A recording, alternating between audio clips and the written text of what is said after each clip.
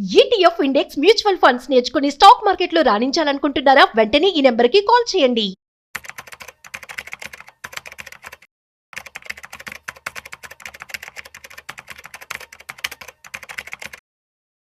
నమస్తే, welcome to Suman TV. ప్రస్తుతం మనతో పాటు సుందరాం రెడ్డి గారు ఉన్నారు. వీరితో మనం స్టాక్ మార్కెట్ రిలేటెడ్ కొన్ని విషయాలు ఈరోజు మనం డిస్కస్ చేద్దాం.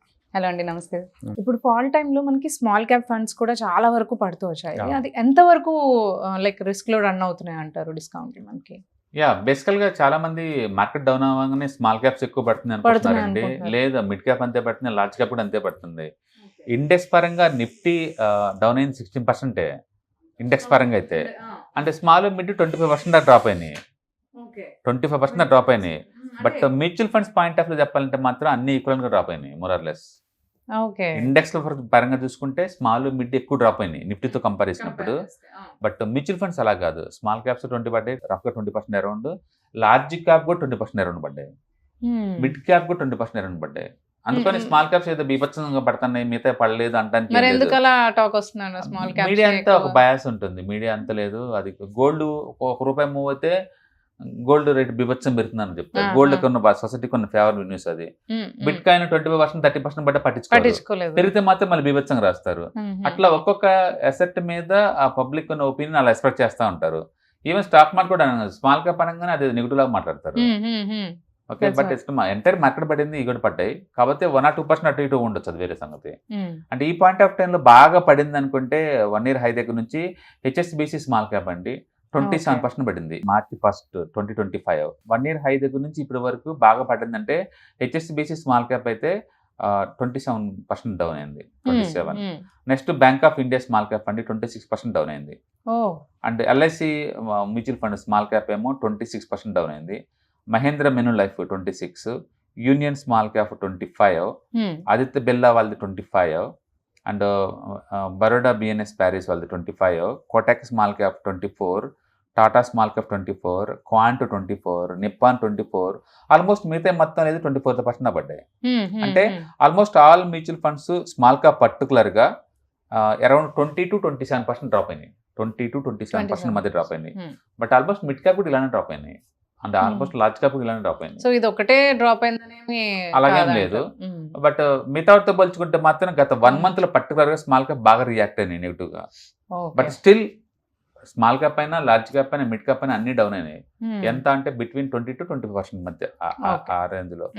కాబట్టి మీరు ఒకవేళ మీరు ఆల్రెడీ ఇన్వెస్ట్మెంట్స్ కనుకుంటే కనుక ఎంచక్క కంటిన్యూ చేసుకోవచ్చు. అందులో డ్రాప్ పరిగెత్తుకుని పోవడానికి ఏం లేదు. ఎందుకంటే మనకన్నా బెటర్ వేలో ఫండమెంటల్ గా తెలుసు ఏ క్వాలిటీలు ఉన్నాయి అనేది. అంటే చాలా మంది తెలియని విషయం ఏంటంటే స్మాల్ క్యాప్ అనగానే 100% స్మాల్ క్యాప్ లో పెడతారనుకుంటారు. 60%. ఓకే, మిగతాది 65% పెట్టాలి. దీంట్లో రెస్ట్ ఆఫ్ ది 35% వాళ్ళ ఇష్టం ఎక్కడైనా పెట్టుకోవచ్చు. 65% మాత్రమే ఈ స్మాల్ క్యాప్ లో పెడతారు. రెస్ట్ ఆఫ్ ద మనీ తీసుకెళ్లి మిడ్ క్యాప్ లో పెట్టుకోవచ్చు, లార్జ్ క్యాప్ లో పెట్టుకోవచ్చు, గోల్డ్ లో పెట్టచ్చు, క్యాష్ రూపంలో ఉంచుకోవచ్చు, వాళ్ళ ఇష్టం ఏమైనా చేసుకోవచ్చు.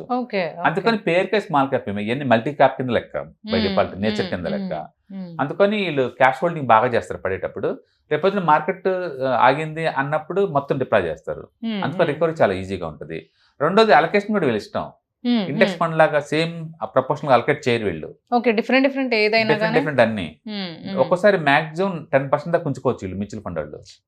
పైగా నెంబర్ ఆఫ్ స్టాక్స్ వీళ్ళు ఇష్టం. Suppose small cap index fund అని అనుకోండి, దాంట్లో 250 కంపెనీస్ ఉంటాయి. వీళ్ళ దగ్గర 20 కూడా లేకపోవచ్చు కంపెనీస్. అంటే అలొకేషన్ వీళ్ళు ఇష్టం, నెంబర్ ఆఫ్ స్టాక్స్ వీళ్ళు ఇష్టం, అంటే 60% మాత్రం పెడతారు, రెస్ట్ మనీ వీళ్ళు ఇష్టం.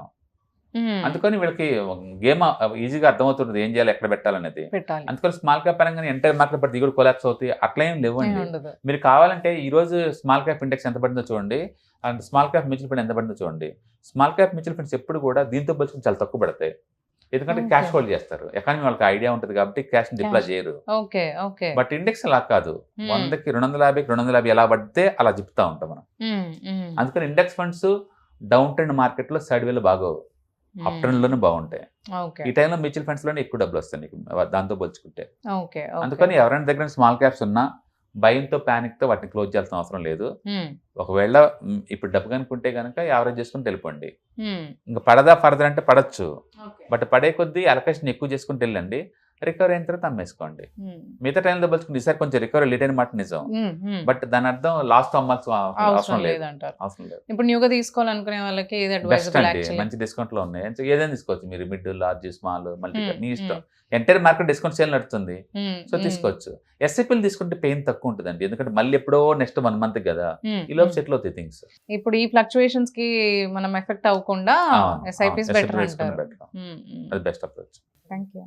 ETFs, index funds and mutual funds. మీరు కనుక స్టాక్ మార్కెట్లో ఎంటర్ అవ్వాలనుకుంటే, మార్కెట్లో స్టాక్స్ డైరెక్ట్ గా ఇన్వెస్ట్ చేసే బదులు కపుల్ ఆఫ్ స్టాక్స్ ఇన్వెస్ట్ చేయడం ద్వారా ఏంటంటే ఆటోమేటిక్ రిస్క్ తగ్గించుకోవచ్చు. కాబట్టి మీరు బిగినర్ అయినా లేదా ఎక్స్పీరియన్స్ పర్సన్ అయినా సరే, మార్కెట్లో సేఫ్ సెక్యూర్ వేలో లాంగ్ టర్మ్ లో సస్టైనబిలిటీ కావాలంటే ఈ ప్రొడక్ట్స్ లో ఇన్వెస్ట్ చేయడం ద్వారా దాన్ని సాధ్యం చేసుకోవచ్చు అనమాట. కాబట్టి మీకు ఎవరికైనా సరే ఈ ETFs, index funds, mutual fund లో ఇన్ డెప్త్ నాలెడ్జ్ కోసం అండ్ గైడెన్స్ కోసం ఈ ట్రైనింగ్ ప్రోగ్రామ్ అటెండ్ అవడం ద్వారా మీరు మనీ మేక్ చేసుకోవచ్చు. కాబట్టి మీకు ఇంట్రెస్ట్ ఉన్న పార్టిసిపెంట్స్ ఈ వీకెండ్ లో జరిగే వెబినార్ అటెండ్ అవడం ద్వారా, ఇందులో ETFs, index funds, mutual funds అంటే ఏంటి, వాటిని ఎలా మనీ మేక్ చేసుకోవాలి, వాటిని ఎలా మేనేజ్ చేసుకోవాలి, వాటి గురించి కాంప్రహెన్సివ్ ట్రైనింగ్ మీకు ఈ ప్రోగ్రామ్ లో అందించబడుతుంది. ఈ వీకెండ్ లో జరిగే ఈ ప్రోగ్రామ్ కి ఎన్రోల్ చేసుకోండి. Thank you.